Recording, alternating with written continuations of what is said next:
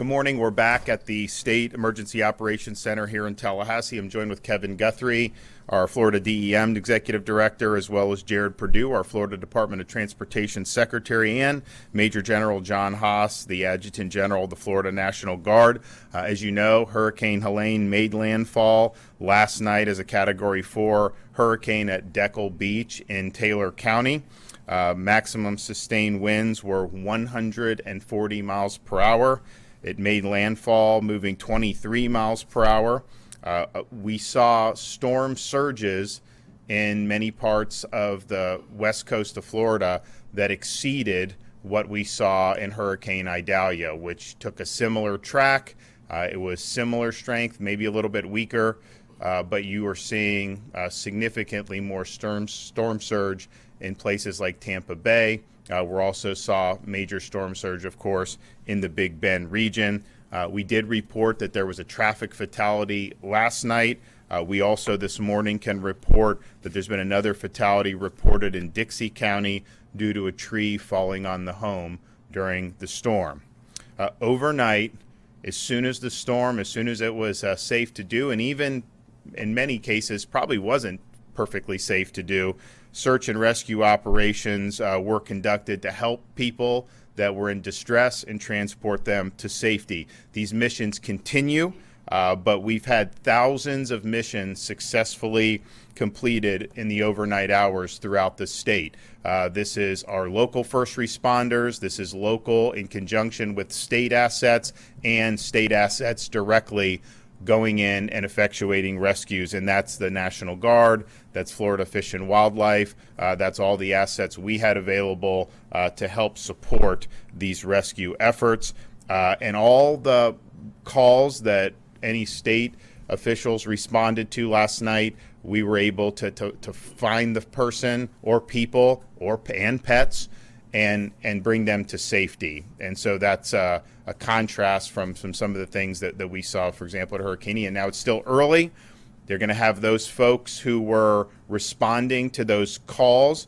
They're going to be doing broader search and rescue in those areas that did get hit with significant storm surge and see if there's any other problems or if there's any folks that are still left behind. But as of now, we don't have reports of that. And so those missions were successful, and those missions saved a lot of lives. So I want to thank all the first responders, our folks working for the sheriff's departments, fire rescue, of course, all our state assets. Everyone was ready to go. And it made a big difference for what was a really historic storm surge in different parts of the state.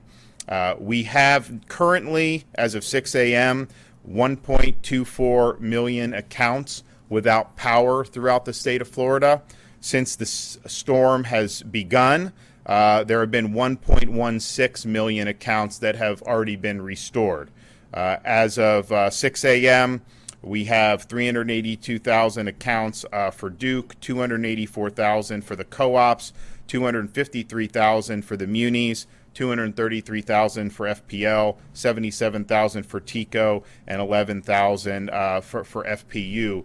So those restoration efforts are underway. They've been going on the entire time as people have lost power, and so I think you're going to see some progress on that throughout today. As of now, we have a number of severely impacted counties with over 30% of the power out.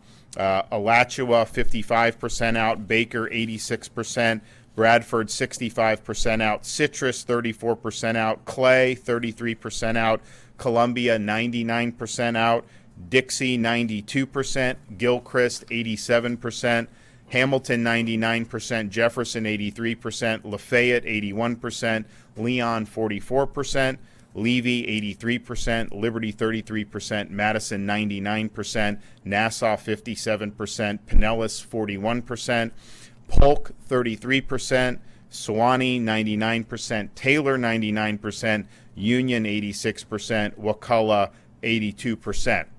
And you notice those 99% counties are generally the counties that were in the immediate path of the storm.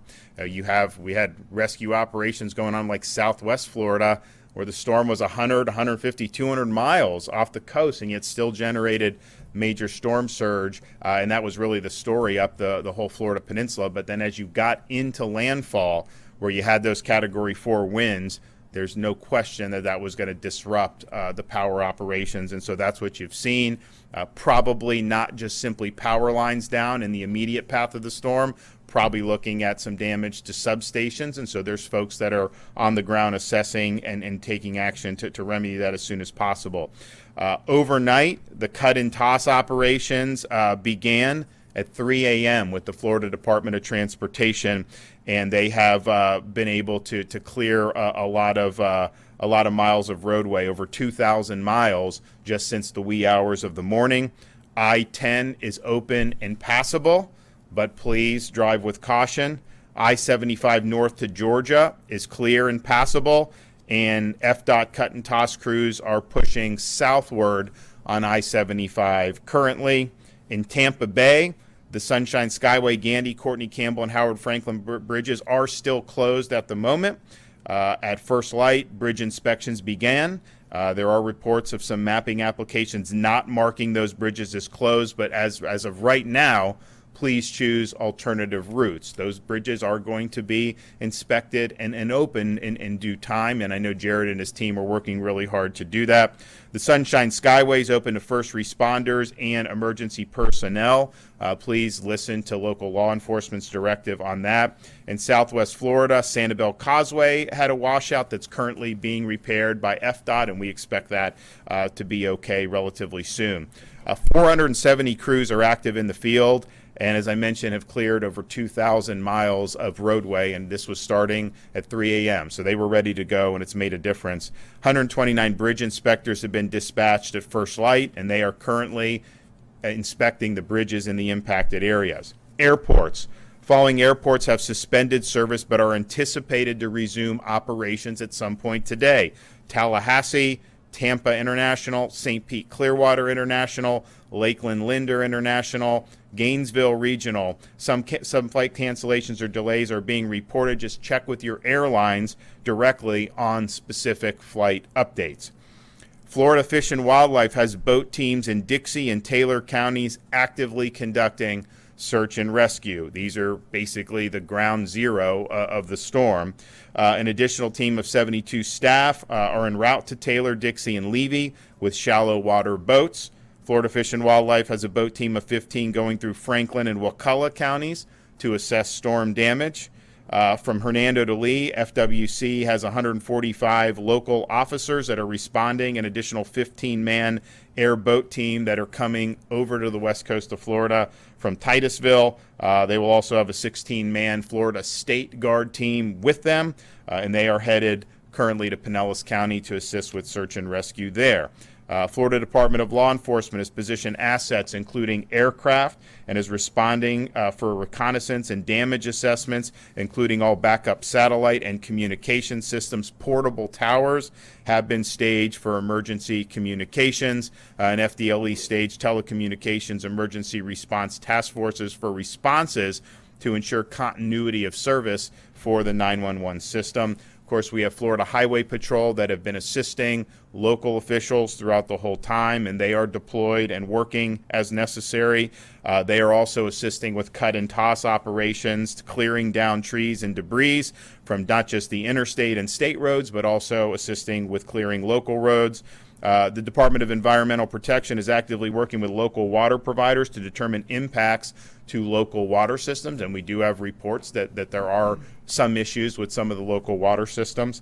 As of this morning, there are 54 healthcare facilities on generator power across the state, 5 hospitals, 26 ALFs, and 17 nursing homes. So this morning, as you're surveying damage, if you do have damage, just please be cautious of down power lines in your area.